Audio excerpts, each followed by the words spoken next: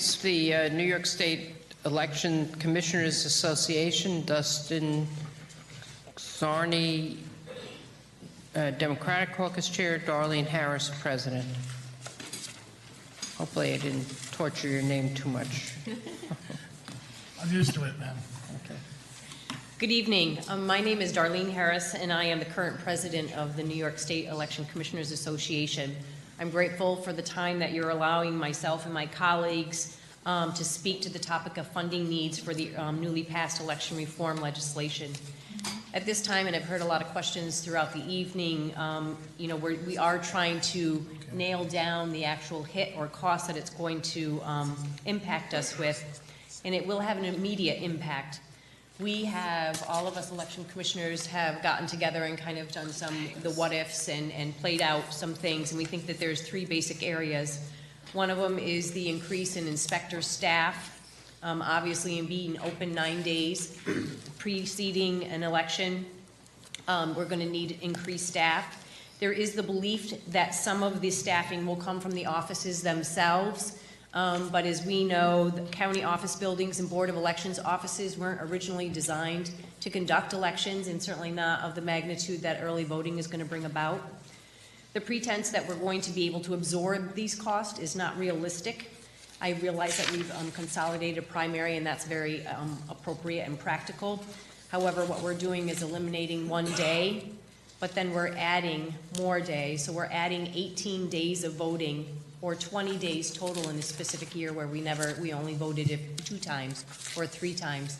And next year, with the 3 elections pending, we're going to have 30 days of voting. So the financial impact of staffing those sites and things like that is just unprecedented. We really don't know what it's going to cost at this point. We've also been asked through the legislation that no voter waits any longer than 30 minutes. Well, because New York hasn't carried this out, we really don't have that framework of how we're going to staff. So for the trial period of this year and next year, we'll have to potentially overstaff so that we're certain that we have the proper number of employees or inspectors to work at that time. An additional cost that we're going to see too is with poll site rentals, because some of the vote centers that are going to be required to accommodate, we're going to need to accommodate thousands or tens of thousands. So we're going to be looking to sites that we've never used before, malls, conference centers, and things of that nature. If we use those sites, we're going to pay premium rents because those are rentable areas for those particular businesses to start with.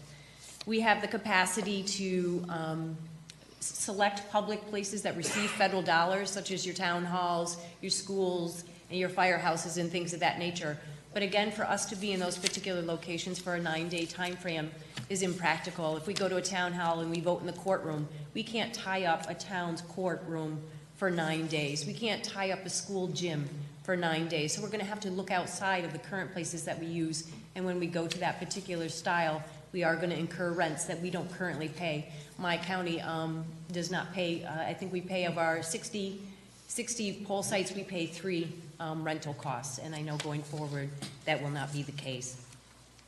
We've talked a lot this evening. One of the bigger areas we think that there is going to be the financial impact is with the electronic poll books.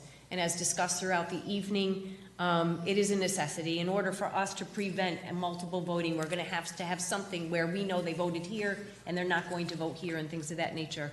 So the electronic poll books is what we believe is going to be a necessity in order to conduct this. We have in preliminary discussions talked to some of our vendors. We don't have the specifications. We don't have what we're looking at, but some of the vendors do sell these items in other states and things. And we've gotten quotes, and I say, I have no idea if they're accurate or what, but anywhere from $1,200 to $3,000 a unit. We have 15,529 election districts statewide in New York. So just in the purchase of a median range of a $2,000 unit, it's going to cost $31 million just to outfit electronic poll books statewide. Yeah, we did do an informal survey of our caucus. We saw that for electronic poll books outside of New York City, the upstate counties look like they're going to need around $22 million for electronic poll books to be able to do this on election day. And in New York City, they're estimating around $21 million. And with the 2019 budgets already set for many of these counties, state funding for electronic poll books is imperative this year, because this is when we're implementing early voting. And without electronic poll books, the county boards of elections will be forced to go to regional centers. And those regional centers will not have the ability to realize the potential of early voting to transform the electorate. And it could be very potentially costly to the boards of elections, with more staff needing at those regional centers than originally intended. Yes. So, thank you. Senator Myrie. Thank you, Madam Chair. Thank you for your testimony. Thank you again for waiting throughout the entire day. Also want to thank you for your work and collaboration early on in this process on the cost of electronic poll books. Can you talk to what the current cost of printing, storing the traditional poll books are, and what the potential savings might be in year 1, 2, 3, 4, and so forth? Certainly there will be some potential savings. Obviously, many vendors have to go outside printing, or many counties have to go to vendors for outside printing, which can be 48 cents per ballot, 41 cents per ballot. I'm very lucky that my county has a print shop, but even then I'm printing up 13 cents a page for the poll books as well, and it's very costly in terms of man hours. So having the electronic poll books will be essential. My county is preparing for, in case we don't get electronic poll books, to be able to print, or we only get a few for our early voting sites, to be able to print up poll books on Sunday night to be ready for Tuesday morning. But we have less than a 40-hour window to get that done. And without having full electronic poll books at every election district in our county, we are really entering a brave new world, and we're not sure how that's going to get done. So the best step forward would be for New York State to invest in democracy and invest in these electronic poll books for every county, so there's no disparity amongst rich and poor counties.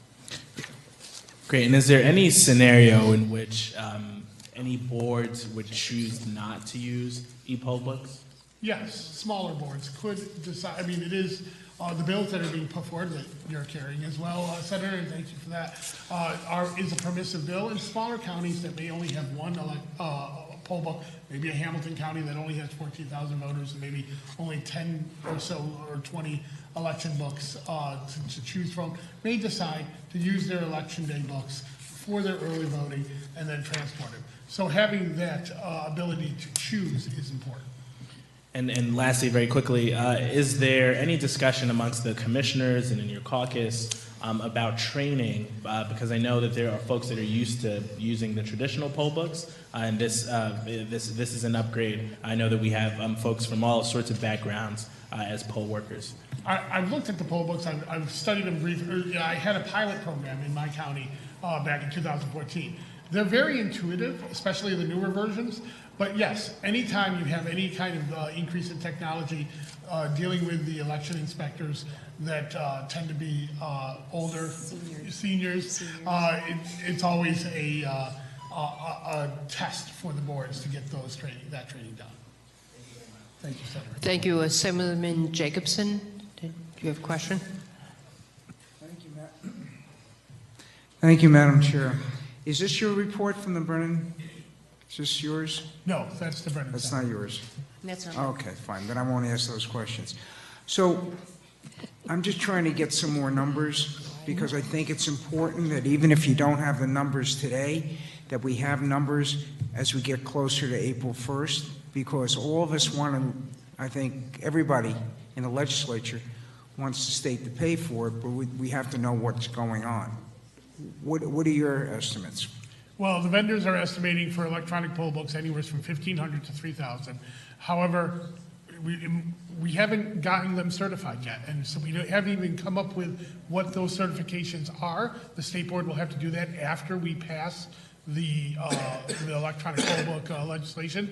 So we don't know what that will be. And of course, once we do it, we hope other vendors will enter the market and bring those costs down as And well. what about the cost of the machines that will be printing out the ballots that can, The on-demand balloting machines, Dominion is running a number about $5,500 for an on-demand machine. You would only need those at your early voting sites because you can print regular ballots at your regular sites. well, you're gonna need one per every site. More, probably 2 to 3 for every site. Well, I would just hope that, that you would work with the State Board of Elections and that we do something that isn't done with prescription drugs and that we negotiate a good deal for the state and, you know, get what you want for your, for the criteria, and then let's negotiate. Let's not reinvent the wheel. They do this in other states. This is, you know, a lot of states that are not considered progressive and so forth. Well, if we can do it in other states and they can afford it, then let's find out the best way to do it and negotiate a way to do it the cheapest way we can. That is the best thing there, is that maybe the only benefit of waiting to be the 38th state to do early voting is that we have 37 other states to learn from. And I know there is talk of putting electronic poll books as an OSG contract, which will speed up the process maybe, or at least help with the purchasing of these poll books. All right, thank you. Thank you. I believe that's the, oh, Sorry? Senator Senator Go- Jim Gorin. Would there be some savings to the counties that are using their Board of Elections as their regional site if they only have one, or maybe if they're using it in conjunction with others? There may, but we must realize that the counties that are probably going to only use their own Board of Elections have part-time staff or lower staff as it is. So they're going to have to bring in election inspector staff to man the early voting site. And even some of the smaller counties that may only have one site, they may end up doing 2 or 3 because they're large areas instead of just at the county seat. They have large land areas. So I wouldn't count on a tremendous amount of savings there. Thank you. Thank you, Madam Chair. Thank you. thank you for being here with us tonight. Thank you. Thank you. So next, we're going to have a panel of